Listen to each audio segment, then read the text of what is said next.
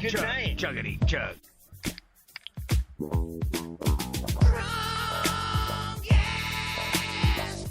He's drunk as fuck. What's up, guys? I'd like to welcome you to another Homebrew Wednesday. It's Trinity's Homebrewing, and right now I got my mead racking, which this is my crystallized mead, and my oak sticks are down here, which I'll be pulling them out.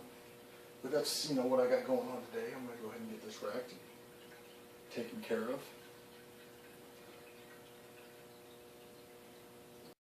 And here we go. Here it is, all cleaned out, or all racked off. As you can see, there it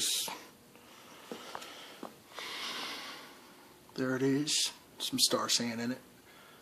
But there it is right now as it sits. It's going to clear up a little bit more.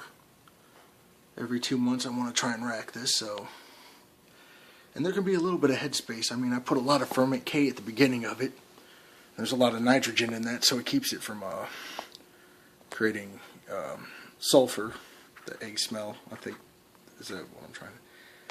Yeah, but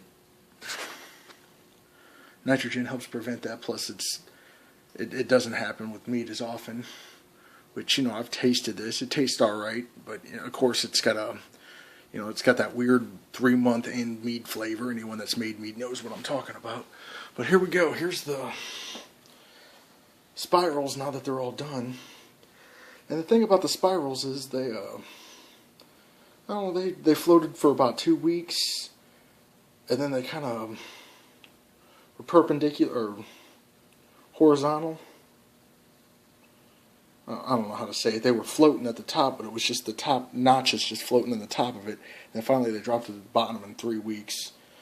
And they've been sitting at the bottom of it. And when I tasted it, I could definitely taste the flavor of the spirals in it.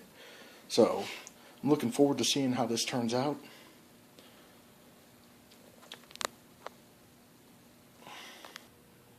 Alright guys, so I'm back. I'm going to go ahead and rack my Blackberry today too. Go ahead and get that started.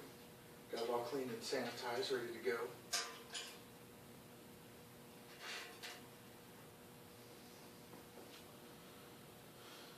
And I like it. This time it turned out to be quite a velvet red color. A little bit different red color than it was last time. A little darker. Using that little bit of extra blackberries really did it. I'm pretty pleased with the way it turned out, but yeah, I'm going to go ahead and rack this, and I'll get back with you. Alright, so as you can see, it's been officially racked off. It's done to go. Here's the very end of it, which I always put in this cup. I don't know why I do it. Always let it sit in the fridge and let it separate and take a sip off the top. Whatever, right? But I have a question for my homebrew community, if any of you out there can answer it, but I wanted to make some rye whiskey, considering the fact that in Missouri it's legal to make. So, I want to make a gallon of this stuff, but I've got a question about the brewing process itself. And I know all the beer brewers out there would be able to answer this question without, without any hesitation, and really this is something I don't know, so this is why I'm asking. But anyway, this recipe that I have for it calls for 1 gallon of water, 1 pound of rye, ½ pound of wheat grain, a 1/4 pound of cracked corn, and 1 pound of dry malt extract. And my question is, the grains, do they need to be malted? I mean, am I just steeping these grains for flavor, or am I actually trying to put them into the must? And I'm guessing the dry malt extract's what's going to create the sugar, but I'm wondering about these grains. So if any of you have that answer for me, go ahead and put it in the comment section. Let me know what you think or what the answer would be.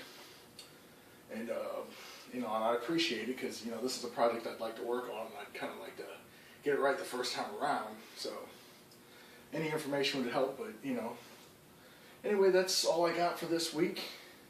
Like I said, if you keep viewing, I'll keep brewing. Cheers. He's drunk as fuck.